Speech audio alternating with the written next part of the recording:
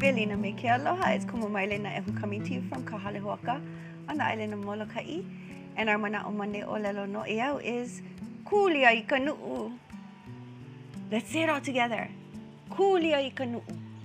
Maikaʻi and Kūlia I ka nuʻu is the motto of Queen Kapiʻolani. Queen Kapiʻolani was the wahine or wife of King Kākou. And it's a famous saying that reminds us to always give it our all. Always strive for the summit. So let's say it all together. Kūlia I ka nuʻu. Maikaʻi loa. Our haʻawina ʻōlelo Hawaii for today is the word pono. E hoʻopili mai. Say it with me, ʻāʻuia. Pono. And you might recognize the word pono from our Hawaii motto, the kingdom's motto, ua mau ke au ka ʻaina I ka pono. And what that translates to is the life or the ea of the land, the sovereignty of the land will continue and be perpetuated in pono, in righteousness.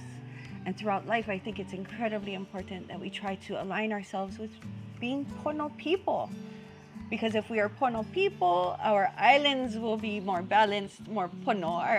Our aina will be more in a better state, more pono. So let's say that all together. Oia. Pono.